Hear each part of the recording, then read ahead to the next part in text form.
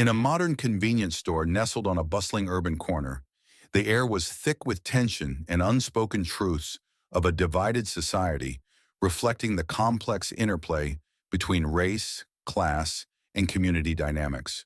It was late afternoon and the fluorescent lights buzzed overhead, casting a harsh glow on the shelves filled with everyday essentials, snacks, drinks, and household items. A sparse stream of customers drifted in and out, their expressions mirroring the weight of the world outside. The convenience store, known as Quick Stop, had long been more than just a place to grab a bite. It served as a daily crossroads for many, a melting pot of communities, cultures, and experiences. Here conversations flowed in a symphony of dialects. Laughter mingled with silence, and the clash of diverse experiences was palpable. Yet beneath its ordinary facade, echoes of systemic prejudice and racial injustice simmered just beneath the surface, manifested by the shared glances and subtle interactions of its patrons. Unseen by many, the store was a microcosm of broader societal struggles, where the barista behind the counter, a young Latino man named Diego, bore the burden of his family's dreams while navigating the silent judgments of passers-by. Patrons exchanged knowing glances, aware that their actions and choices were heavily influenced by societal expectations and stereotypes, leading to an uncomfortable tension that lingered long after each customer exited. Marcus, a thoughtful young man whose eyes sparkled with hope, despite the hardships he'd faced, had grown up in this very neighborhood. As a 14-year-old African-American boy navigating adolescence, he knew that his every move was subjected to scrutiny by a society that too often painted him with broad, unfair strokes of suspicion. Marcus loved the simple thrill of sneaking into Quick Stop after school to grab a small treat, a piece of chocolate that offered him a moment's solace from a world that frequently misunderstood him. Little did he know that a small act of rebellion was brewing beneath the surface. With each indulgent bite of chocolate, Marcus daydreamed about the life he wished to lead, one filled with promise and purpose. The laughter of his friends, echoing down the streets where they played basketball until dusk, became a vision of resilience that fueled his spirit.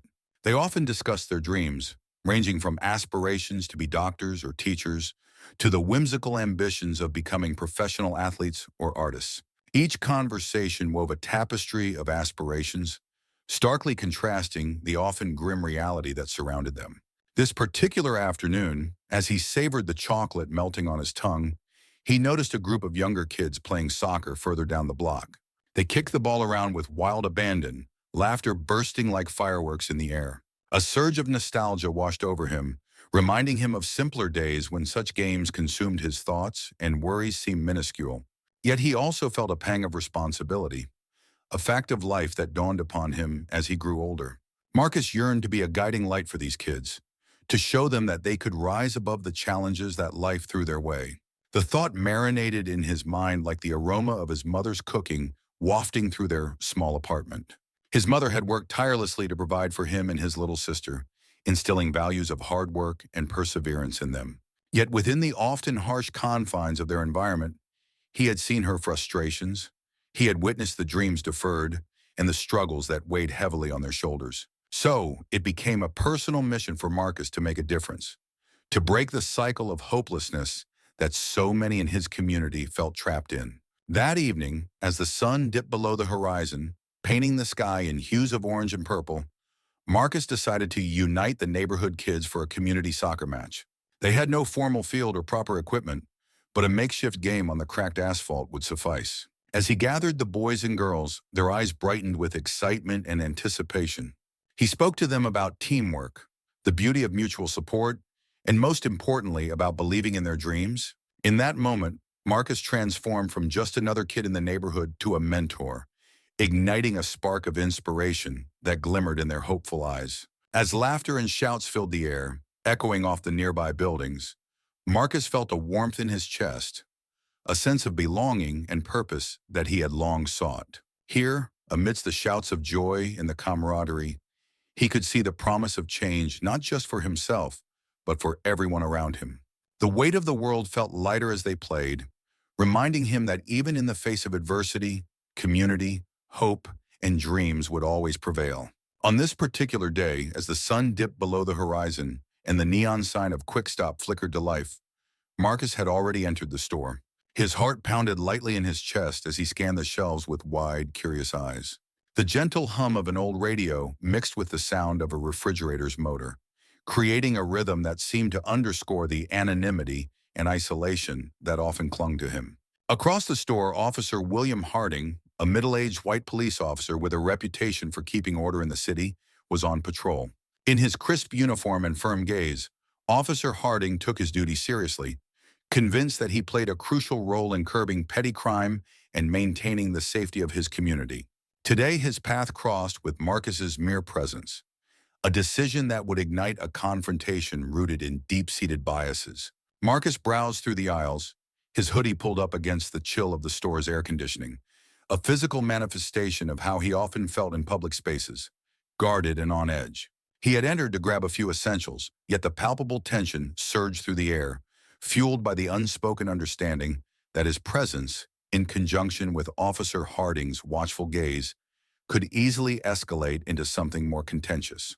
The murmurs of other shoppers faded into the background as their eyes subconsciously tracked the unfolding dynamic between the officer and Marcus, revealing the pervasive discomfort that often accompanies encounters between law enforcement and young men of color. As Harding made his rounds, he couldn't shake an unsettling feeling deep within him. He had seen too many incidents escalate over seemingly trivial matters. Perhaps it was his experience or the whispers of his colleagues. Either way, the uninvited weight of fear hovered over his actions. He approached Marcus, who had now moved to the snack aisle, and for a brief moment, something deeper flickered between them, an unspoken acknowledgement of the roles they played in each other's narratives. "Need help finding something?" Harding asked, his tone more neutral than accusatory. Surprised, Marcus looked up. The immediate fear of being targeted faded slightly. He could sense a semblance of decency beneath Harding's badge, even if their worlds felt miles apart. "Just looking for some chips," Marcus replied, his voice steady yet cautious. He held the bag of nachos he had picked up, as if presenting a harmless trophy to prove his innocence in this encounter. Harding shifted his stance, still on guard, but willing to give Marcus the benefit of the doubt. "You have a favorite flavor?" he asked, attempting to bridge the gap that years of conditioning had erected between them. The small talk felt strange, but it also initiated a momentary reset, causing a flicker of humanity to shine through the shadows of preconceived notions. Marcus nodded, gesturing to the barbecue-flavored chips on the shelf. "These are the best," he said, his demeanor softening. Suddenly, in that mundane moment of snack selection, the wall of animosity was momentarily breached, revealing a shared normalcy that defied the expectations both had anticipated. But just then, a loud crash echoed through the store, disrupting their fragile connection. A toddler had knocked over a display of cereal boxes, cascading them onto the floor. In an instant, the tension returned as Harding's instincts kicked in, leading him to the scene of the chaos. Marcus stepped aside, feeling the shift as the protective mother of the child rushed forward, panic etching her features. The store manager hurried over, attempting to manage the situation while glancing nervously at Harding, who began assessing the damage. "You all right, ma'am?" he asked, directing his attention to the bewildered mother. Yet, as he did so, he couldn't shake the nagging awareness of Marcus just a few feet away, while grappling with his instincts as an officer and the unwritten rules that govern their interactions. Marcus paused, deliberating whether to engage again or retreat back into the shadows of societal norms. With a hesitant nod, he returned to the fray, both men beginning to see each other not merely as representatives of their races or roles, but as individuals brought together by life's unpredictable moments. Marcus paused, deliberating whether to engage again or retreat back into the shadows of societal norms. With a hesitant nod, he strode back into the fray, both men seeing the other not just as a representative of their races or roles, but as individuals brought together by life's unpredictable moments. Officer Harding patrolled the busy streets with an air of vigilance bordering on weariness. The rhythmic sound of his footsteps on the pavement echoed in his ears, serving as a constant reminder of the duty he carried and the unspoken weight of expectations accompanying the badge on his chest. His experience on the force had taught him that the line between vigilance and prejudice could be alarmingly thin, a realization that often gnawed at his conscience after long shifts spent on the beat. As he entered Quickstop, the familiar jingle of the doorbell signaled his arrival. He allowed himself a brief moment of respite from the bustling world outside. His eyes scanned the store methodically, a habitual motion that he had honed over years of service. The fluorescent lights cast a harsh glare on the aisles where products stood neatly arranged, yet his focus was immediately drawn to a young boy, Marcus, standing near the chocolate display. The sight of the boy, with his dark skin contrasting against the vibrant wrappers, stirred a complex reaction within Harding. He noted the boy's unassuming manner, his hands stuffed in the pockets of his oversized hoodie, and how he shifted his weight from one foot to another, seemingly lost in thought. Yet the mere sight of him triggered a spark of suspicion in the officer, the kind that had formed over time from countless encounters.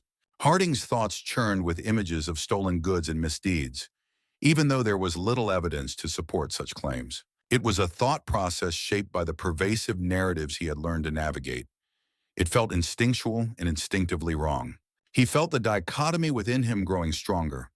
The desire to protect and serve contrasted sharply with an awareness of the implicit biases that lurked just beneath the surface of his perceptions. With each second that passed, he grappled with his own prejudices, caught in a moment where his duty to uphold the law clashed with the vulnerability and innocence that radiated from the boy before him. "Hey, you there," Officer Harding called out, his voice resonating authoritatively in the quiet hum of the store. The sharpness in his tone sliced through the ambient sounds, the soft rustle of shopping bags, the faint chatter from the checkout line, creating a nearly palpable tension in the air. Marcus's eyes widened in alarm, his heart pounding violently against his ribcage as a rush of adrenaline surged through him. He slowly turned around, each movement feeling as if it were in slow motion, dread coiling tightly in his stomach. The vibrant colors of the products lining the shelves blurred momentarily, his focus narrowing solely onto the figure of the officer looming before him. In that instant, a tempest of emotions swirled within him: fear, confusion, and a stubborn flicker of defiance. He felt the weight of countless perceived judgments pressing down on him, a reminder of the societal expectations ingrained within him from a young age. Why did this man look at him as if he were a troublemaker? Was it the color of his skin or the way he dressed? A million questions raced through his mind as he stood there, a young boy grappling with the complexities of freedom and suspicion. Marcus hesitated before answering. "Yes, officer?" His voice was small and tentative, betraying the countless moments he had spent wondering how a society which professed equality could treat him otherwise. As the officer leaned in, Marcus could feel the weight of the world pressing down on him. "We received a report of suspicious activity in this area," the officer said, his tone detached but authoritative. "I need to ask a few questions." Marcus nodded, trying to steady his breathing. He had faced these moments before, each one a reminder of the invisible barriers that separated him from his neighbors. "What kind of activity?" he managed to ask, hoping to steer the conversation toward neutrality. "Just some reports of loitering and noise complaints," the officer replied, glancing around as if scrutinizing every shadow. Each second that passed felt like an eternity, and Marcus's mind raced with memories, the looks, the whispers, the assumptions that seemed to hang in the air around him. "I've been living here for 2 years," he said, leaning into his words, wanting to assert his right to belong. "I'm just trying to do my part, work hard, and contribute."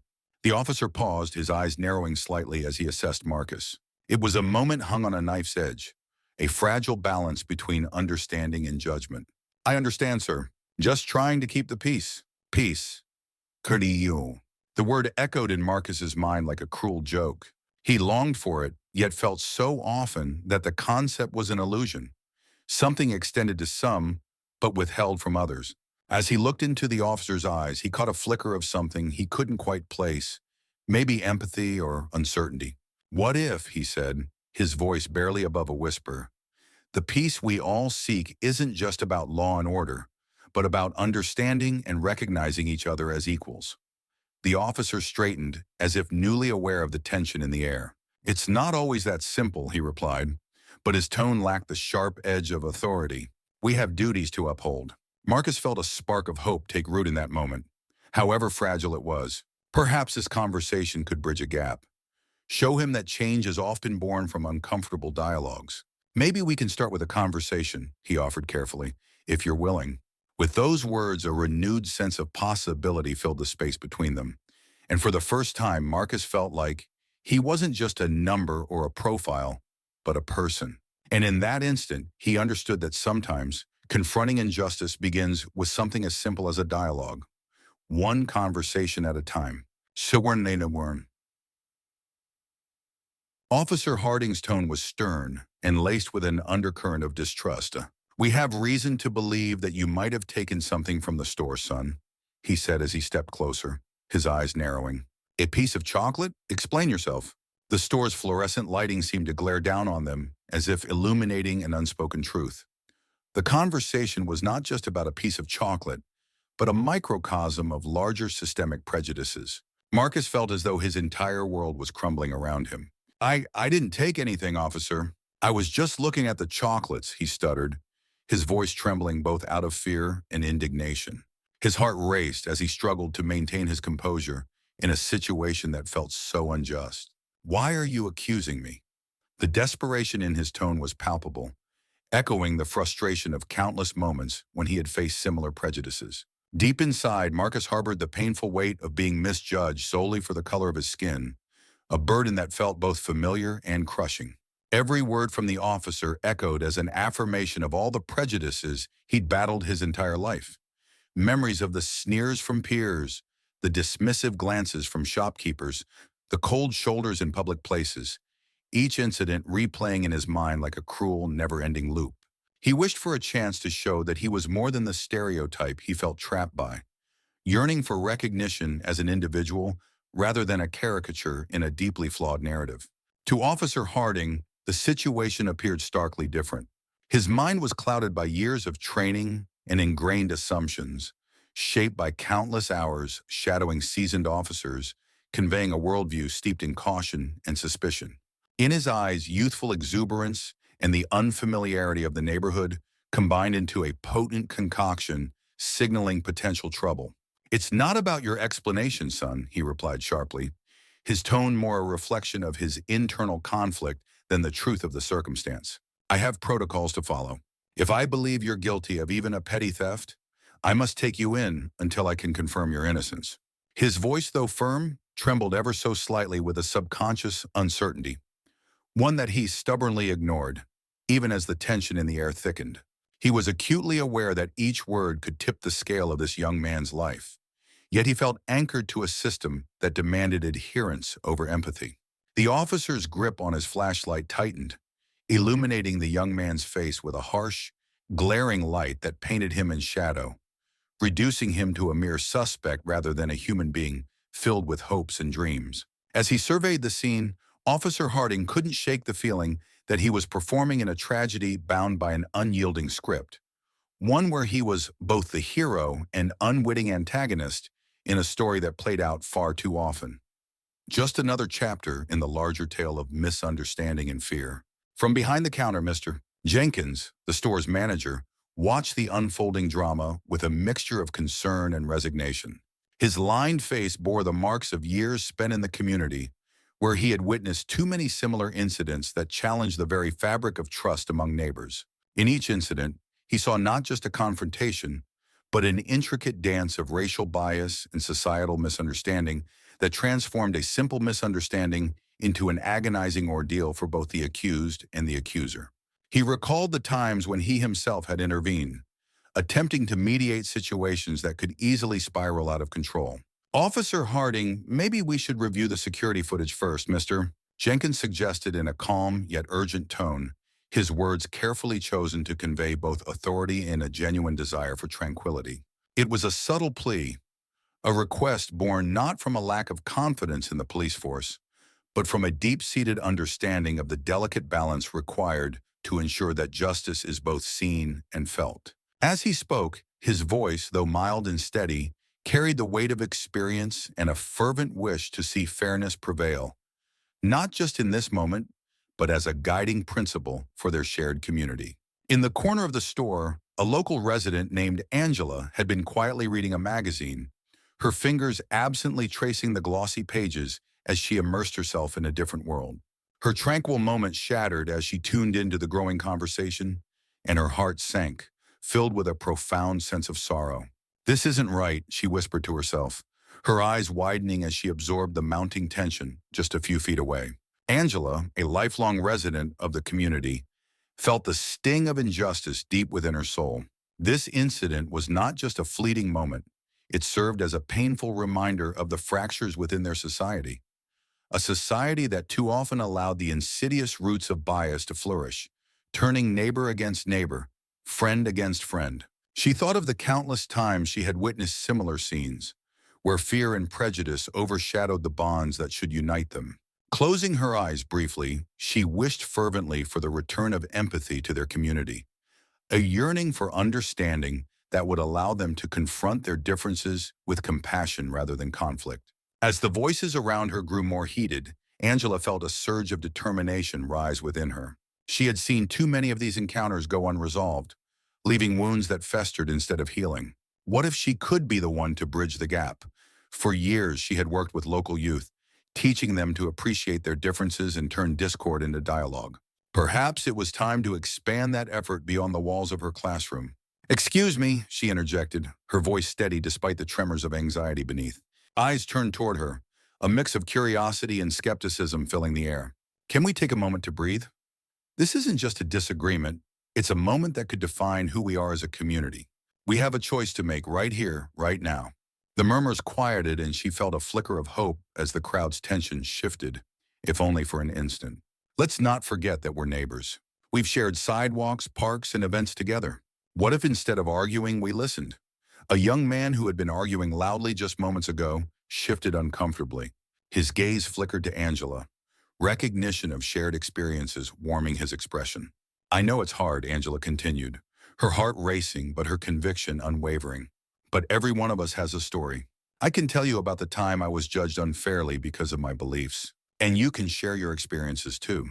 Let's find common ground." She took a step forward, inviting anyone willing to join in dialogue. "Can we talk?"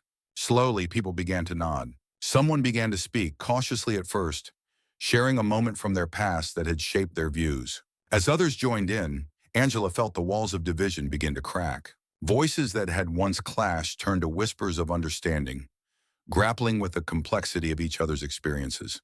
It was a small start, but in the warm embrace of vulnerability, she could almost see the threads of connection weaving together, offering a glimpse of what could be. As the conversation unfolded, she located a bench nearby and sat, listening intently to the stories being shared. Each person carried with them a unique struggle, but the sighs of relief and notes of resonance echoed throughout the space. In that moment, she realized empathy didn't always bloom from grand gestures. It often took root in simple acts of listening and sharing. Angela smiled softly to herself, feeling a renewed sense of hope for her community. Perhaps this was the beginning of something beautiful, a ripple that could transcend fear and bias. And as dusk settled outside, casting golden hues across the store's window, she knew tomorrow would dawn with the promise of new conversations, and she would be ready to lead them back to each other. The confrontation escalated as murmurs spread throughout the small store, a subtle wave of unease rippling through the air. A cluster of customers, drawn by the tension, gathered at a safe distance, their eyes wide and filled with a mix of curiosity and apprehension. Whispers flitted like frightened birds. Some spoke of their own experiences, recounting tales of past confrontations with authority, while others simply stood in silent solidarity, their hearts heavy with the weight of injustice. The aroma of freshly brewed coffee mingled with the tension, creating an almost surreal atmosphere that contrasted sharply with the gravity of the moment. Each witness felt the gravity of their decision to remain on the sidelines, knowing they were part of a larger story unfolding before them, a potential turning point that could either foster understanding or deepen the divide. As the customers exchanged glances, a shared sense of dismay morphed into a silent, collective resolve, hinting at the possibility of standing up together against the injustice that threatened to overshadow the warm, inviting environment of their beloved neighborhood store. The confrontation escalated as murmurs spread throughout the small store, a subtle wave of unease rippling through the air. A cluster of customers, drawn by the tension, gathered at a safe distance, their eyes wide and filled with a mix of curiosity and apprehension. Whispers flitted like frightened birds. Some spoke of their own experiences, recounting tales of past confrontations with authority, while others simply stood in silent solidarity, their hearts heavy with the weight of injustice. The aroma of freshly brewed coffee mingled with the tension, creating an almost surreal atmosphere that contrasted sharply with the gravity of the moment. Each witness felt the gravity of their decision to remain on the sidelines, knowing they were part of a larger story unfolding before them, a potential turning point that could either foster understanding or deepen the divide. As the customers exchanged glances, a shared sense of dismay morphed into a silent, collective resolve, hinting at the possibility of standing up together against the injustice that threatened to overshadow the warm, inviting environment of their beloved neighborhood store. Marcus's eyes shimmered with unshed tears, reflecting the myriad emotions swirling within him: fear, confusion, and above all, a fierce sense of injustice. Yet, despite the weight of the moment pressing down on him, his voice managed to rise defiantly, a beacon of his unyielding spirit. "I haven't done anything wrong. How can you just take me because of a suspicion?" he protested, his voice cutting through the heavy ambience of the store like a knife through fog, drawing the attention of startled onlookers. It forged a stark contrast with the officer's rigid stance, highlighting the profound disconnect between their realities. Marcus felt the gaze of the shoppers linger on him, a mix of sympathy and disbelief. As he stood there, a young man caught unjustly in the undertow of a broader societal conflict, struggling for his dignity amidst the swirling chaos. "Calm down," Officer Harding snapped, his voice sharp enough to slice through the thick tension of the moment. His tone was authoritarian, revealing a mix of impatience and resentment that underscored the struggle between law and truth. "You can explain everything at the station. For now, I need you to stay silent and cooperate." As he spoke, his eyes scanned the surrounding crowds, searching for any sign of support, any reinforcement for his stance. The tension between them crackled like a live wire, electric and volatile, each word intensifying the atmosphere with unresolved anger and frustration. Marcus opened his mouth to protest, but the weight of the officer's glare silenced him, leaving him feeling suffocated under the burden of unearned guilt. Time seemed to stretch before him, every second steeped in humiliation, while the watching eyes of shoppers turned the scene into a twisted spectacle that felt both familiar and surreal. This wasn't just about him anymore. It was a painful reflection of a larger narrative, one where voices were stifled and justice felt far away. "Mr." Jenkins stepped forward, his brow furrowed, and a mixture of concern and determination etched across his face. "Officer, we can check the footage to see what really happened," he implored, his voice steady yet laced with urgency. "Please, let's not let assumptions dictate the truth." As he spoke, his heart raced. He was acutely aware of the tense atmosphere enveloping them, with murmurs of onlookers heightening the awkward intensity. With every passing second, he could feel the weight of responsibility on his shoulders, not just for himself, but for everyone who had ever faced unjust scrutiny. His eyes locked onto the officers, pleading for a moment of professionalism over prejudice, a brief delay in the rush to judgment that could shift the narrative from chaos back to fairness. Amidst the thrumming pulse of the scene, Jenkins realized that this wasn't merely a dispute. It was a crucial stand against the tide of bias that underpinned their society, a chance to invoke reason in a situation defined by confusion and fear. The officer hesitated momentarily, his gaze drifting to the store's modest security camera, a silent observer capturing the unfolding tension above the aisles. The small, unassuming device seemed out of place in the chaos, yet it represented a lens through which truth could be distorted or validated.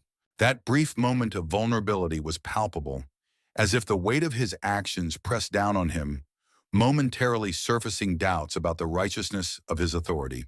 However, the flicker of hesitation was quickly engulfed by his escalating need to assert control, to solidify his position in a narrative that had spiraled beyond his grasp. "No time for that," he barked, his voice cutting through the mounting unease like a knife. "I've seen enough," he declared, chest puffing out with the bravado of someone wrestling with their own uncertainties. With that proclamation, his hand moved sharply toward his radio, invoking a call for backup, a signal not just of imminent reinforcement, but also of a troubling pledge to uphold the status quo amidst the palpable unease that lingered in the air. Angela, a middle-aged woman sipping her coffee nervously, exchanged worried glances with another onlooker, a young man with his arms crossed tightly over his chest, his brow furrowed in concern. "This is exactly what we're talking about when we say racial profiling," she murmured to her friend, her voice barely above a whisper. The weight of her words hung in the air, resonating deeply with the collective experience of many in the room who had witnessed similar injustices, their own stories echoing in the silence around them. Angela's heart raced as she thought of her own son, who had been stopped by the police simply for driving while black. It was a pulse of shared anxiety that connected them in that moment, as the narrative unfolded in front of them, a painful reminder of the biases that infiltrated their everyday lives. As conversations hushed, the onlookers exchanged glances, spoke volumes, uniting them in a quiet but fierce determination to confront the uncomfortable truths that plagued their community. As the minutes stretched into what felt like eternity, the narrative inside Quickstop transformed dramatically. It evolved into more than just a simple arrest. It became a vivid microcosm of a larger, ongoing battle against systemic inequalities. The small convenience store, often seen as a mere pit stop for snacks and drinks, was riddled with histories of economic disparities and social injustices that resonated deeply within the community. Customers who had once come in for quick purchases were now enveloped in a charged atmosphere, each person grappling with their own encounters with discrimination and prejudice. The quiet murmurs of frustration began to swell, intertwining with the palpable tension in the air, as witnesses reflected on their individual experiences with bias and inequity. Here, amidst shelves lined with colorful products, a raw and urgent dialogue began to unfold, not just about the act of one man's arrest, but about the very frameworks that shaped their lives, prompting individuals to consider their roles in challenging the status quo and sparking vital conversations about change. As Marcus was taken away in the back of a police vehicle, a whirlwind of confusion and indignation swirled through his thoughts, leaving him grappling with the weight of injustice. Each jolt and bump on the road felt like physical manifestations of the decades of prejudices that had been passed down through generations, echoing the struggles of those who came before him. In the confined space of the car, memories flooded his mind, replaying every moment related to the incident with sharp clarity.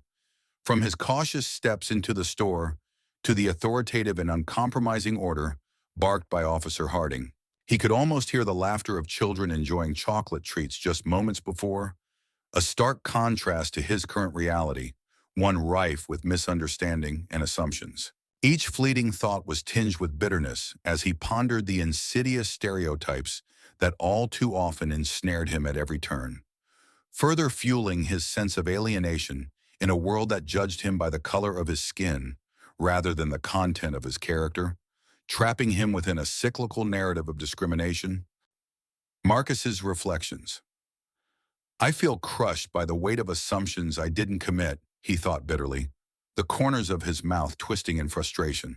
Why should my skin, which I wear like a second skin, define what I do? Why does the very essence of who I am seem to be reduced to nothing more than a mere pigment in the eyes of those who choose to judge rather than understand? The unfairness gnawed at him, sharp and relentless, as he replayed moment after moment where slights and misjudgments had been heaped upon him like heavy stones. Every small mistake I make, a simple misstep or a moment of vulnerability, morphs in their minds into a lifetime label of distrust, overshadowing my potential and molding me into a caricature of failure. They don't see the hard work, the late nights, or the dreams I carry. They only see what they expect based on my appearance, and that is what truly paralyzes me. It's as if I am assigned a role I never auditioned for, forced to act in a play written without my consent.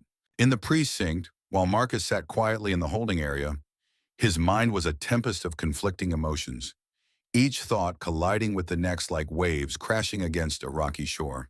He could almost hear his mother's voice resonating in his ears, a soothing yet unwavering reminder of her wisdom. "Stand up for what is right," she always said, her eyes fierce with conviction, "and never let anyone strip you of your dignity, no matter how hard they try." The world can be a cruel place, especially to those who dare to be different. It was a lesson he had taken to heart, now more than ever, as he faced the stinging reality of discrimination and false assumptions. As he sat there, Marcus felt a profound mix of sorrow and simmering anger bubbling just beneath the surface.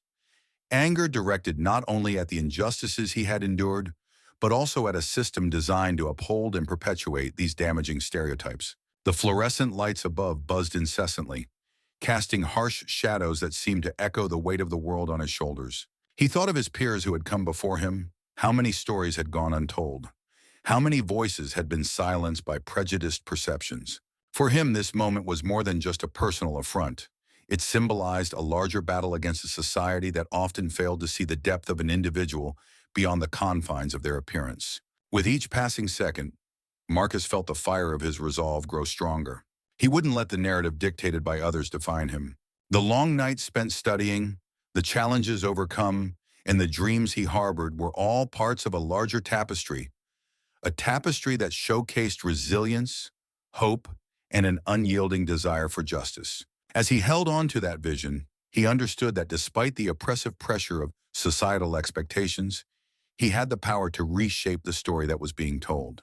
Officer Harding's private thoughts.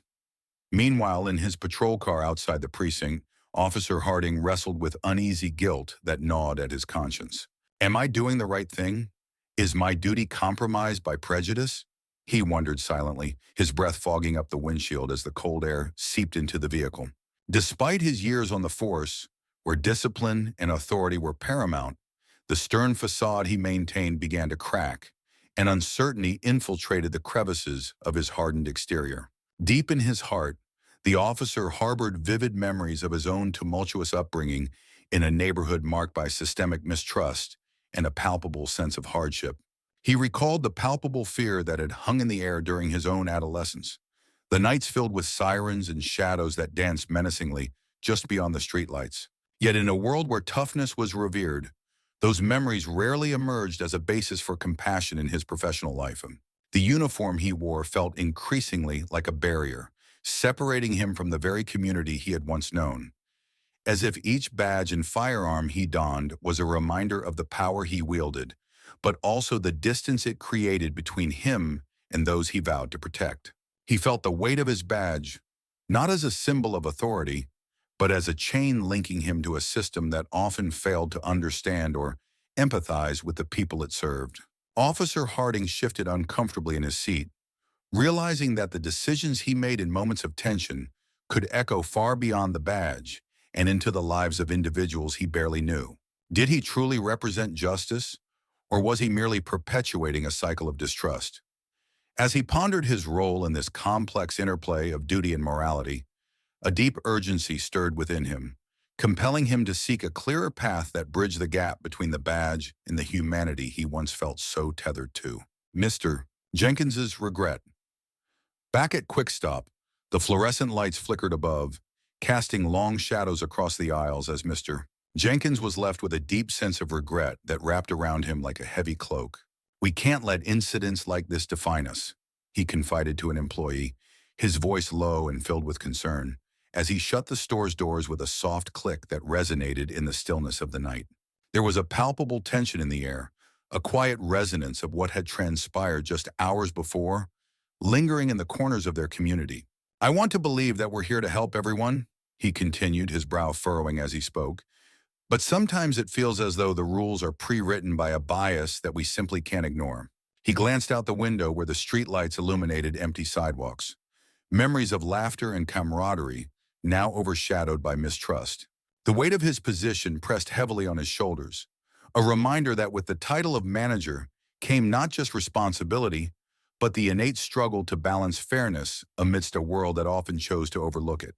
As he wrapped his arms around himself against the cool night air, he vowed not to lose sight of his mission, to be a beacon of hope in a place where kindness felt increasingly rare, to foster community in a time when division seemed paramount. As the phone rang, she felt a surge of hope and nervous anticipation. The voice on the other end was warm and welcoming, immediately putting Angela at ease. "Hello, you've reached Maya. How can I help you tonight?" Angela took a deep breath, her heart racing. "I want to get involved. I want to make a difference," she stated, her voice steady despite the adrenaline coursing through her veins. Maya listened intently, her responses encouraging Angela to articulate her experiences and ideas for action. After a lengthy conversation filled with plans and possibilities, Maya invited Angela to a meeting the following week. "It's a gathering of people who feel just like you," she explained. "People who are ready to take action and mobilize for change." As she hung up, Angela felt a sense of purpose wash over her. The emptiness she had felt earlier was replaced by a burgeoning community waiting for her to join their fight. That week was spent gathering information, researching local issues, and crafting a message that resonated with her own experience and those of others. On the night of the meeting, Angela arrived early, the room buzzing with conversations that echoed her own thoughts. She listened as individuals shared their stories, tales of discrimination, environmental degradation, and social unrest. Each story fueled her passion, igniting a fire within her that demanded action. When it was finally her turn to speak, Angela looked around the room, making eye contact with people who were equally eager to enact change. "I believe we can be the change we wish to see," she said, her voice strong and unwavering. "We each have the power to amplify each other's voices." Applause erupted, resonating through the space, and she realized she was no longer alone. This was a network knitted together by shared struggles, a coalition eager to effect change. In the following months, Angela found herself deeply entrenched in the community efforts. They organized rallies, community forums, and educational workshops, each event spreading awareness and enlisting more supporters. News of their efforts began to catch local media attention, highlighting how individuals united could create ripples of change. One chilly evening, as they planned their next big rally, Angela was overcome with gratitude for the path she had chosen. She recognized that every step, no matter how small, contributed to a growing wave of hope. And as she looked at the faces of her fellow advocates, each one a spark in this movement, she knew they were all in this together, ready to face the challenges ahead with unwavering resolve. In the days following the arrest, the story that had unfolded inside Quickstop ignited sparks among community members, activists, and advocates of social justice. Discussions arose that transcended initial anger and frustration, moving toward collective action and reform. These conversations catalyzed a broader dialogue about systemic racism and the urgent need for change, as residents began to realize that this incident was not isolated, but rather a symptom of deep-rooted societal issues. As they gathered in the town square to discuss the shocking events, banners with slogans like "Justice for All" fluttered in the breeze, emblematic of a growing desire for change. Voices echoed with passion as individuals shared their personal stories of injustice, creating a tapestry of shared experience and urgency. Local leaders began to organize meetings, bringing together a diverse coalition of citizens who expressed their frustration over long-standing issues of inequality and systemic racism. Each meeting served as a platform for education and empowerment, underscoring the need for systematic change in law enforcement practices. Activists emphasized that the incident at Quickstop was not an isolated event. It was part of a larger narrative that plagued the community. As the discourse evolved, social media became a vital tool for spreading awareness. Hashtags related to the incident trended locally, attracting attention from outside the community. This digital engagement attracted support from neighboring areas as well as national organizations, amplifying the call for justice. Workshops focused on mobilization strategies emerged, training residents not only on how to advocate for their rights, but also on how to navigate the complexities of the legal system. Days turned into weeks, and eventually the movement gained momentum, thriving on community solidarity and a unified voice for change. A coalition formed that included schools, churches, and local businesses, united by their commitment to reform. They organized a rally, drawing hundreds to the streets, young and old, families and individuals alike. The energy was palpable as speakers took to the stage, each highlighting the importance of community solidarity and resilience as they urged the gathered participants to envision a future where justice and equity were not just aspirations, but realities. In those moments, hope began to flicker anew, kindled by the promise of collective action. As the rally concluded, plans were set in motion to meet with city officials. Community leaders demanded transparency, accountability, and a commitment to change policies that had long marginalized certain groups. The fight was not merely about one event, but encompassed broader issues such as affordable housing, equitable education, and fair employment opportunities. With every step taken, the community began to realize their collective power. They embraced a vision for a future where dialogues could happen without fear, where differences were celebrated, and where justice transformed from a mere word into a lived reality. The incident at Quickstop had ignited not just the flames of activism, but also fostered new connections, creating a resilient network that would continue to advocate for a brighter tomorrow. What began as a seemingly small incident quickly escalated into a profound and widespread dialogue about racial bias in modern society. This conversation transcended geographical boundaries, spilling over into social media platforms where hashtags like Justice for Marcus trended for days, uniting voices from far and wide. The rallying cry resonated within the hearts of many who had faced similar experiences, igniting a sense of camaraderie among those advocating for change. The discussions unfolded in the community meetings held in various neighborhoods, fostering a collective spirit that transcended age, race, and background. As residents shared their own stories of injustice, the atmosphere was charged with a mix of anger and hope, stirring an awakening of social consciousness. Local news stations were not immune to the momentum. Reporters eagerly covered the growing movement, shedding light on the realities of racial profiling and systemic inequality. This was no longer just about one incident. It had evolved into a critical examination of injustice that demanded attention from all corners of society. At a vibrant community center, just a week after the incident stirred widespread outrage, a town hall meeting was convened to discuss the unfolding narrative surrounding racial profiling and injustice. The atmosphere was electric, filled with palpable energy as citizens from all walks of life gathered together in solidarity. The room was packed with passionate speakers, each sharing their own harrowing stories of injustice and remarkable resilience in the face of systemic discrimination. The diverse crowd reflected the community's rich tapestry of experiences, with voices both young and old, echoing their collective frustration and hope for change. Among those speakers was Marcus's older sister, Teresa, who stood resolutely at the forefront, her heart ignited by an unquenchable desire to see her brother treated fairly. She carried not only her brother's burden, but also the weight of countless others who felt silenced and marginalized. Teresa took the stage, her presence commanding and her resolve unshakable. "My brother's experience isn't isolated," she declared, her voice resonant and filled with deep emotion that seemed to echo off the walls of the gathering space. "This is a reflection of a system that too often punishes us for our skin color rather than our actions." Her words cut through the air, a sharp reminder of the pervasive injustices that lingered like a shadow over the community. "We must leave no stone unturned until we ensure that every child, regardless of race, is treated with the dignity they deserve." She paused, letting the weight of her message sink in, aware of the collective breath being held by the audience. "It's not just about my brother. It's about our future, about the children we love, about the lives we strive to build. We cannot stand idly by while systemic biases rob our youth of opportunities and hope. Change begins with us, here and now, and together we will demand accountability and justice." A local activist named Jerome, who had long campaigned against racial injustice, added, "It's high time institutions reflect on their practices. Today, a boy is detained for a suspected minor offense because of preconceptions. Tomorrow, the consequences could be even more severe." Jerome's words hung heavy in the air, resonating with the crowd that had gathered for the rally. Many nodded in agreement, their faces illuminated by the midday sun, reflecting a shared sense of urgency. Among them stood a young woman named Lisa, who had first-hand experience with the very system Jerome critiqued. She stepped forward, her voice trembling but resolute. "I was that girl," she confessed, "detained for something as trivial as borrowing a friend's skateboard without asking. It was a moment of fun turned into a nightmare simply because of the color of my skin."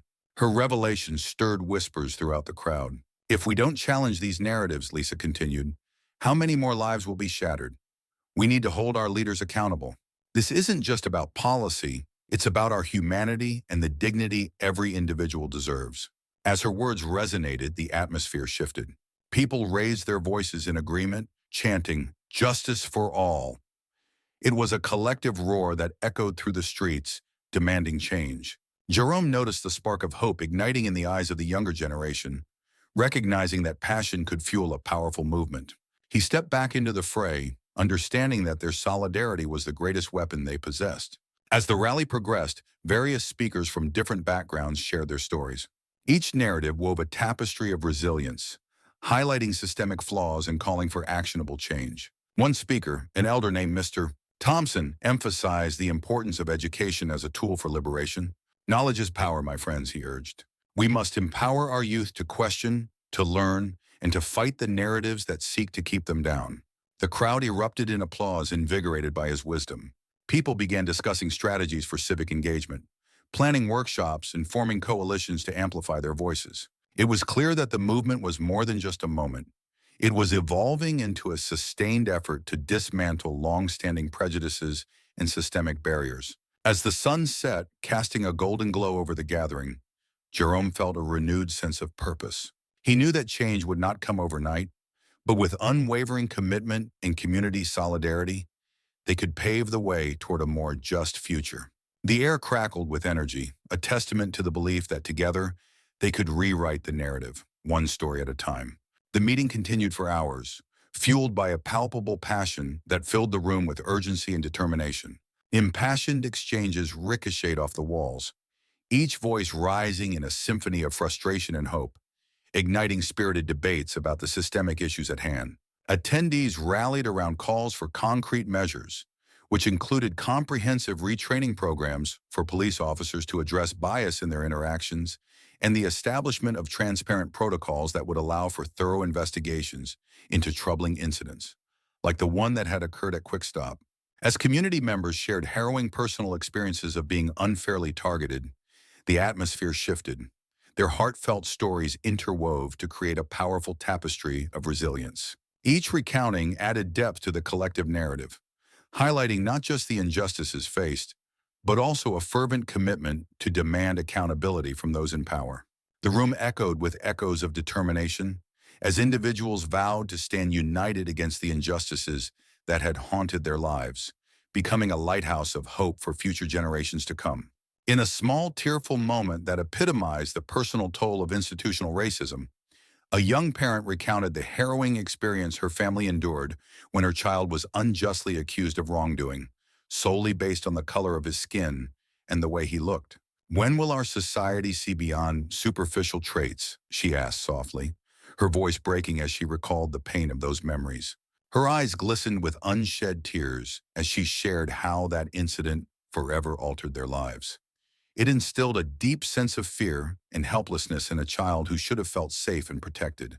"He's not just a statistic or a stereotype," she continued, her resolve strengthening with each word. "He's an innocent boy with dreams and aspirations. Why should he bear the weight of prejudices?" The crowd around her listened intently, the gravity of her words hanging in the air as they reflected on the broader implications of such experiences, realizing that the struggle for justice begins not just in the courts but in the hearts of those faced with these harsh realities. The aftermath of the arrest sparked widespread discourse in the local media, igniting a firestorm of opinions and analyses. The story became a focal point for community discussions about race, justice, and accountability, with citizens gathering in both support and dissent. Among the many voices that emerged, an investigative reporter named Evelyn Reed took a keen interest in the unfolding narrative. With her notepad in hand, she embarked on a mission to not only document the event, but also to peel back the layers of complexity surrounding it. Evelyn aimed to interview those directly involved: eyewitnesses, family members of the arrested individual, and even activists who had rallied in protest. Her goal was to capture both the human side of the incident and expose the systemic issues that often overshadow individual stories, such as prejudices ingrained in law enforcement protocols and the community's fraught relationship with the police. One afternoon, in a bid to uncover deeper truths behind the troubling incident, Evelyn meticulously arranged to speak with Officer Harding. The setting was a quiet corner of the police precinct, away from the bustling atmosphere that often surrounded law enforcement. As she settled into the conversation, her voice was steady but layered with the weight of her investigation. She began, "Officer, do you believe that your personal biases could have influenced your actions that day? Have you ever considered how the training you've received may unconsciously shape your perceptions of danger, especially in a community that has had its share of tumultuous interactions with law enforcement?" Harding hesitated, clearly uncomfortable, his brow furrowing as he wrestled with the weight of his own reflection. I have been trained to look out for signs of criminality," he admitted, the words coming out slowly, as if he were testing their resonance in the air. "My actions that day were based on what I perceived as a threat, dictated by instinct and a deeply ingrained sense of duty. But now, I'm beginning to question the very foundation of those perceptions. Was I reacting to an actual situation, Or was it a manifestation of biases I've subconsciously adopted over the years? He paused, glancing down at his hands as if seeking answers in their calloused palms. Every shift I've worked, every neighborhood I've patrolled, has etched experiences into my mind, some of which I might not even be aware of. There's a nagging feeling that those memories, especially growing up in that tough neighborhood, have created a lens through which I view certain groups of people, a lens I never realized was tinted. It's as if I'm trapped in a cycle of fear and prejudice, and I'm starting to wonder if I've allowed that to cloud my judgment. What if my upbringing, rather than equipping me to serve and protect, has instead warped my perception of risk and safety? His voice trailed off, leaving an uneasy silence that hung in the air, thick with the weight of his reflections. Each word he had spoken held layers of personal history intertwined with broader societal implications. It's a challenging revelation to confront, he added quietly, barely above a whisper, as if afraid that louder tones might shatter the fragile epiphany. But perhaps it's time to unlearn some of those automatic responses that have shaped my interactions. These ingrained reactions, rooted in fear and past experiences, have clouded my ability to connect genuinely with the very community I swore to protect. I owe it to the community I serve to do better, not just for their sake, but for my own growth as well. It's an uncomfortable truth, realizing that my instincts, honed in a world of hostility and adversity, might actually be barriers to understanding. Evelyn's questions grew more pointed and personal, reflecting her determination to unearth the deeper truths that lay beneath the surface. You once mentioned in a previous interview that your upbringing in a tough neighborhood shaped your views on life and justice. Do you think that experience, where survival often meant remaining vigilant and distrustful, might be influencing how you interact with minority youth today?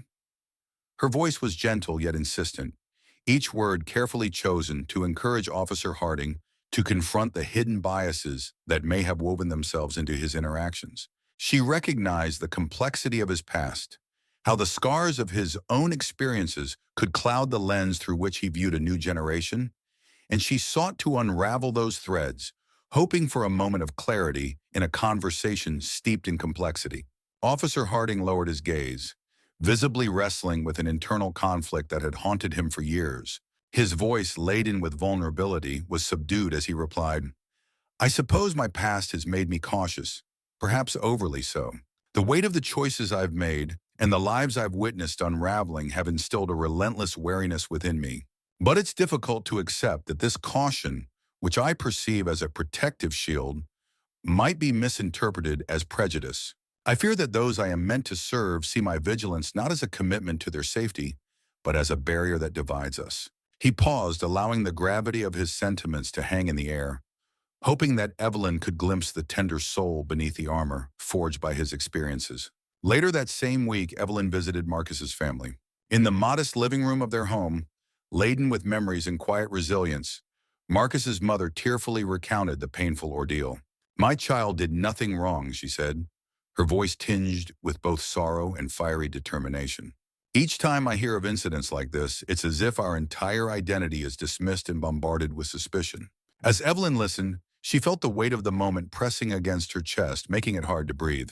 Each story Marcus's mother shared seemed to resonate with her own experiences, echoing in the back of her mind. The room was filled with a palpable tension, punctuated occasionally by the soft sobs of Marcus's younger siblings, who clung to their mother as though fearing the world outside could swallow them whole. "I used to believe that things would change," Marcus's mother continued, wiping her tears with the back of her hand. "But every day it feels like a battle to prove our worth. They look at us and see what they want to see, not the truth of who we are." Her eyes were aflame with a mix of anger and sadness that Evelyn couldn't ignore. It was a raw, unfiltered portrayal of reality that unfolded before her, a reminder that the fight for justice often came with the cost of shattered trust and dreams. Evelyn glanced around the room, noticing the framed photographs lining the walls. They captured fleeting moments of laughter, vacations, and family gatherings, a stark contrast to the grief that overshadowed this visit.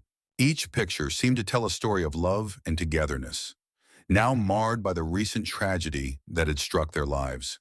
"We have to keep fighting," Marcus's mother declared, her voice steadying as she spoke. "For Marcus, for all our children who deserve to grow up free from fear. This isn't just about us. It's about everyone who has ever felt marginalized or alone. Her words ignited something within Evelyn, a spark of resolve that urged her to take action, to not just stand on the sidelines, but to be part of the movement for change. What can I do to help? Evelyn finally asked, feeling a surge of purpose flooding her veins. She couldn't just be a passive observer in this narrative.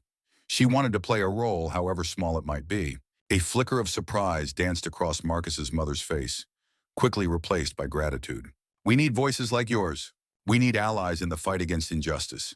There was a sense of hope in her tone, an acknowledgement that they were no longer isolated in their struggle. They could build a community, a support system that spanned wider than their living room, reaching out to others who felt the same pain. As the conversation shifted towards organizing local meetings and connecting with other families affected, Evelyn couldn't help but feel a swell of determination. This visit had transformed her understanding of justice and empathy. It had woven her life and her fate together with Marcus's family and countless others who shared their plight. She knew the journey ahead would be arduous, fraught with challenges, but for the first time, Evelyn felt guided by a shared purpose, fueled by the indomitable spirit of those who refused to be silenced. Marcus, sitting quietly in the background, looked up at his mother and whispered, I just want to be seen for who I am, not what they assume I might do because of the color of my skin. The interviews captured on tape began circulating online, stirring conversations among young adults nationwide. Social media platforms became a battleground of conflicting narratives. Some defended Officer Harding's actions, citing protocol, while others decried the incident as an archetype of modern racial bias. Hashtags like Justice for Marcus and Beyond the Color sparked discussions that continued long into the night. In the weeks that followed the incident, conversations within the community evolved significantly, from heated debates filled with anger and frustration to more reflective dialogues that aimed to encourage structural change and foster understanding. Residents who had once rallied against Officer Harding's actions began to share their personal stories, revealing deep-rooted feelings of mistrust and fear that had been cultivated over years. This outpouring of emotion served as a catalyst for change, prompting both community members and law enforcement to engage in more meaningful discussions. In light of the mounting public scrutiny and his own introspection, Officer Harding took a brave step forward by initiating a series of community outreach programs. He sought to partner with respected local leaders, activists, and organizations that had historically been at odds with law enforcement. These initiatives were designed not only to address immediate concerns, but to tackle the foundational issues creating barriers between police and the communities they serve. Workshops on implicit bias, cultural competency training sessions, and forums for open dialogue became cornerstones of this outreach, offering residents a platform to voice their grievances while providing officers an opportunity to listen and learn. Through these collective efforts, Harding aimed to rebuild the shattered trust, the trust that had been frayed by a tapestry of assumptions and misjudgments that had often painted community members as adversaries rather than allies. This monumental task required humility and patience as the officer, once seen solely as an enforcer of the law, now sought to be perceived as a partner in community safety and well-being. The path was not easy, but the willingness to engage in these conversations marked the beginning of a new chapter in the relationship between law enforcement and the people they vowed to protect. In one of these community forums, Officer Harding stood before a packed room of residents and activists, each individual a mosaic of diverse backgrounds and experiences. The air was thick with anticipation, a blend of hope and skepticism hanging over the gathering like a charged cloud. Officer Harding's voice, though hesitant at first, gradually grew stronger as he began to address the crowd with sincerity and vulnerability. I have spent my career believing that by being vigilant, I was protecting our neighborhood, he confessed, his brow furrowing as he recalled the weight of his badge. But I realize now that vigilance can sometimes morph into prejudice when we let our fears override our humanity. His words hung in the air, a surprising admission that demanded reflection. The audience, initially wary, responded with a mixture of cautious approval and lingering skepticism, signaling the complexity of their feelings. Some nodded in understanding, reflecting on their own experiences, while others exchanged glances that spoke volumes of their doubts. As Officer Harding continued, he recognized the importance of this moment, knowing that true change required unwavering courage to confront uncomfortable truths and foster authentic dialogue. Marcus attended one of these sessions with a group of concerned friends. Sitting quietly in the back, he listened intently as Officer Harding continued. I want to work on understanding your perspectives, to see beyond the surface and learn about the struggles and dreams that each one of you holds. I may never undo the mistake of that day, but I promise to strive for a future free from biased assumptions. An older gentleman from the community, who had witnessed decades of injustice, slowly stood up and spoke. Men, women, and children deserve to feel safe, both from crime and from the injustice of being wrongly judged. We must hold ourselves and those in positions of power accountable, he declared. His words echoed in the hearts of those present, marking a turning point that hinted at a potential reconciliation between law enforcement and the community. In yet another corner of the city, Mr. Jenkins of Quick Stop took it upon himself to begin hosting local youth workshops on self-empowerment and awareness. Perhaps by engaging our youth and educating them about their rights, we can begin to chip away at the institutional biases that haunt our society, he explained to a small group of teenagers who filled the back room of his store after hours. These initiatives, while small in the grand scheme of a flawed system, set in motion a transformative dialogue that spread throughout the community. They became a source of hope, a tangible step toward mending the fractures that divided people based on skin color and background. As months passed, the events at Quick Stop remained etched in the collective memory of the community, an indelible stain that whispered the tale of struggle and resilience to anyone willing to listen. For Marcus, that incident was more than just a painful chapter.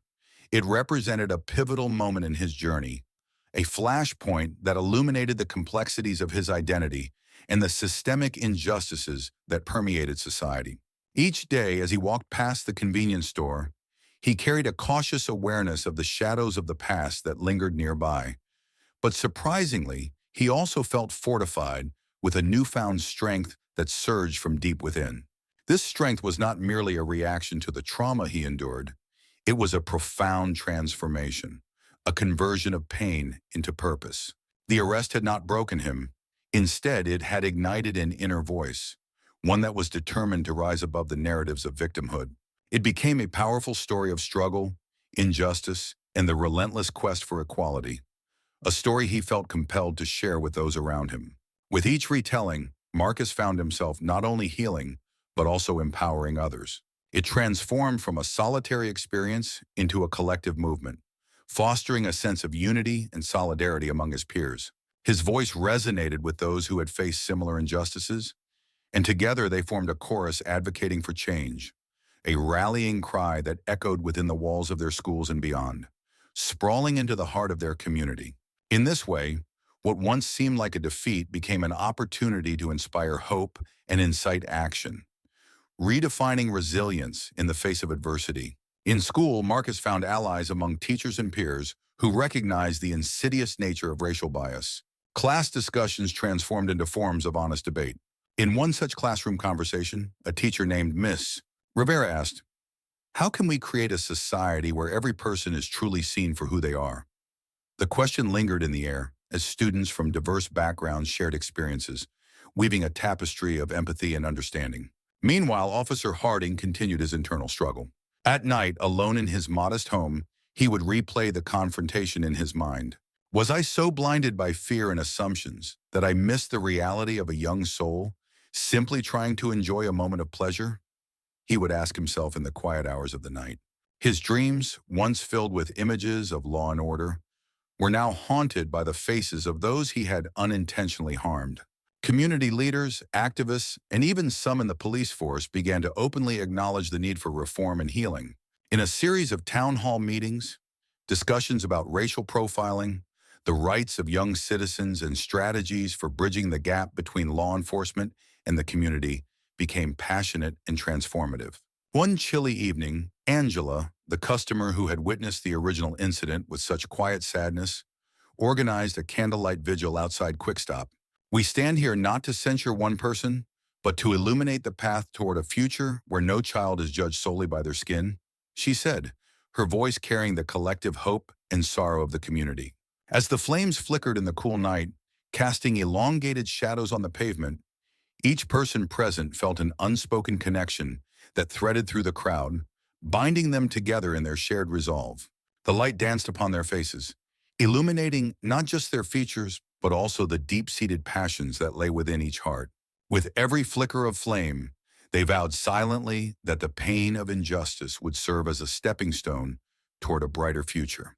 It was a poignant declaration, a promise that every individual, regardless of their background, would be given the space to grow, to be heard, and to be respected. This gathering was more than a vigil. It was a collective heartbeat, a reminder that they were no longer alone in their fight. As voices rose in soft chants and gentle prayers, the air filled with a sense of urgency and a commitment that together they would dismantle the walls of prejudice, brick by brick, creating a landscape where acceptance reigned supreme, and children's laughter echoed freely, untainted by the shadows of discrimination. With the turning of the seasons, the community began to see a gradual transformation, as if the very fabric of their shared experience was being rewoven into a more compassionate tapestry. The once silent corners of parks and streets buzzed with renewed energy as discussions permeated the air about equity, inclusion, and the virtues of empathy. Marcus continued to navigate his days with stoic resolve, embodying the resilience that had become synonymous with his name. No longer simply a survivor of his circumstances, his story now served as a rallying cry, an anthem for those determined to see change, urging them to rise and join in this profound movement for justice. His experience, though painful and marked by countless trials, had instilled in him an immense sense of responsibility. Deep within, he felt an urgent mandate to speak out, to use his voice as a beacon for others who had suffered in silence. Every conversation he initiated, whether in schools, community centers, or casual gatherings, became a stepping stone towards a fairer society, fostering a spirit of solidarity that transcended traditional boundaries and ignited hope in the hearts of many. In a reflective interview published in the local newspaper, Marcus shared, "I used to feel like I was constantly fighting against the tide. Now I see that each challenge is a call for unity and understanding. We have the power to change the narrative, one voice at a time." His words, raw and honest, resonated with readers and became a catalyst for further dialogue. As the days passed, Marcus found himself at the center of a growing movement, one that embraced empathy and connection over division. Community forums sprung up in various neighborhoods, where people gathered to share their stories, discuss their struggles, and offer support to one another. "It's been incredible to see how many people are eager to step forward and lend a hand," he noted during a follow-up conversation with the reporter. "We are discovering that our stories aren't as disconnected as they seem." During one notable event, a local artist transformed a blank wall in the town square into a vibrant mural depicting faces of community members, each representing a unique narrative. "This project symbolizes our collective journey," the artist explained as onlookers gathered to watch the mural come to life. "These stories are what connect us, and through art, we can remind ourselves of our shared humanity." As the mural took shape, more stories surfaced. People began to share their experiences on social media, using the hashtag United Voices to thread their narratives into a collective tapestry of resilience and resistance against systemic oppression. Each post added a brushstroke to the evolving masterpiece of their community's identity.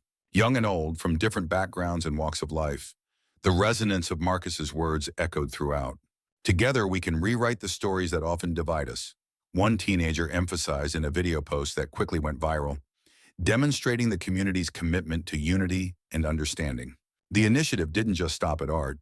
Workshops on conflict resolution and communication were organized, empowering residents to learn skills that would facilitate understanding in their interactions. "These skills are essential in our world today," a workshop leader pointed out. "When we learn to listen and empathize, we create a more cohesive society." Months later, the tangible results of this newfound unity were evident. Neighborhoods that were once fragmented found ways to collaborate on local projects, and small businesses began thriving through mutual support. "I never thought I'd see so much positive change in our community," reflected one business owner. "It's like a wave of hope washed over us," started by Marcus's words. As winter approached, the community planned a festival to celebrate their journey, a culmination of their stories, art, and the connections fostered throughout the year, signaling their dedication to unity. It was a day for everyone, with laughter and music filling the air, and booths showcasing local talent and culinary delights, each representing the rich diversity of the community. This festival is a reminder that we've come together not just for ourselves, but for each other, Marcus remarked, standing amidst the joyous crowd, embodying the spirit of hope and resilience that had emerged from adversity. In that moment, he realized that they had not only changed the narrative of their community, they had sparked a movement that could inspire others beyond their borders. If we can do this here, just imagine what could happen if others join the cause, he mused, a hopeful spark igniting in his heart. The fight against the tide had transformed into a powerful current of solidarity and change, one voice, one story at a time. Officer Harding also began to forge a new understanding of his role. Participating regularly in community forums, he admitted, I recognize now that maintaining order isn't about suspicion, it's about trust and respect. I am committed to learning and growing, and to seeing every individual as a unique human being rather than a potential threat. His willingness to engage in self-reflection slowly began to mend the rift that had once separated him from the community he was sworn to protect. The transformation was not without setbacks or moments of friction. There were times when voices from both sides, those entrenched in old beliefs and those emerging with progressive ideas, clashed in heated discussions. Yet the willingness to engage in honest dialogue marked a significant departure from the prior silence that accepted racial injustice and enabled these difficult discussions to foster growth and healing among community members, creating a foundation for lasting change. In one particularly poignant meeting, Teresa, Marcus's sister, recounted how her brother's ordeal had become a symbol of broader struggles. We are not asking for special treatment, she explained calmly, but for basic human dignity. Each one of us, regardless of our background, deserves to be seen, heard, and treated fairly. Her words, buoyed by both personal pain and resilient hope, struck a chord with everyone present. Community workshops continued to evolve into lasting initiatives. Mr. Jenkins expanded his efforts, hosting discussion groups and educational sessions in partnership with local nonprofits. By empowering our youth and fostering dialogue, he emphasized during a workshop, we can challenge the narratives that have long been accepted without question. As the city began to heal, the incident at Quick Stop transformed into an emblematic case study, a potent reminder of the work still left to be done, and a testament to the power of collective action against racial bias and social injustice. This event, once a painful scar in the community's history, gradually evolved into a rallying point for residents from varied backgrounds. Schools incorporated discussions about it into their curricula, fostering an environment in which young minds learned about empathy and diversity from an early age. Local artists harnessed their creative talents to turn the narrative into murals and performances, illustrating the story of resilience and hope emerging in the aftermath. Additionally, community leaders organized annual commemorations, inviting speakers, activists, and survivors to share their perspectives and promote dialogue among different groups. What began as an incident that could have sown discord instead blossomed into a movement for change, as residents recognized the need to reshape the narrative surrounding their community. The collective memory of that day inspired initiatives aiming to address systemic inequities, reinforcing the idea that healing required not only acknowledgement of the past, but also a commitment to active participation in shaping a more just and inclusive future. Years later, the echoes of that turbulent day continued to reverberate, not as a relic of hatred, but as a lesson in empathy, accountability, and the enduring strength of the human spirit. Marcus, now a young adult, often recounted the experience during community outreach programs, not focusing on the injustice itself, but on the promise of redemption and the importance of dialogue. Officer Harding retired a few years after the incident. In his farewell speech to a group of new recruits, he stressed, "Remember always, in every interaction, look beyond the surface. Let compassion be your guide, and never allow your fears to define your actions." His words were received with respectful silence, a nod to the complex journey of growth and change that he had embarked upon. The story of a young boy and a seasoned officer at Quick Stop had ignited conversations that reached far beyond the concrete walls of the convenience store. It became a beacon for those who believed in transformation, showing that even when confronted with deep-rooted biases, a collective commitment to fairness and empathy can pave the way for true social justice. In the end, the narrative was not solely about an arrest over a piece of chocolate. It was about the intertwined lives of individuals from disparate backgrounds united by the shared struggle for equality. It was a dramatic and intense testament to how a moment of misunderstanding could unravel deep systemic prejudices, and, more importantly, how it could also serve as a call to action for all who dared to envision a fairer, kinder world. As the lights of Quickstop dimmed for the final time that day, those who had once stood divided now began to work together, brick by brick, to rebuild trust. The journey was far from over, and the scars of injustice remained. However, within the hearts of the community, a new chapter had begun, a chapter where every voice, every story, no matter how painful, contributed to a collective symphony of hope, resilience, and the promise of a better tomorrow. And so, in the quiet moments before dawn, as the city prepared to awaken, the lessons from that fateful day continued to inspire. The road ahead was uncertain, but it was also filled with potential. It was a story of how, in the face of racial bias and social injustice, each individual could choose to transform conflict into conversation, suspicion into understanding, and division into unity. This ultimately was the story of all of us, a dramatic reminder that while the shadows of the past might stretch long, the light of empathy and the courage to confront injustice can pave the way for a future where every person is seen for who they truly are. The journey toward redemption was ongoing, but on that journey, every step, every dialogue, every act of kindness built a bridge. And it is on that bridge that hope, in all its fragile glory, continues to stand as a testament to human resilience, as we collectively work to reshape our society for the better.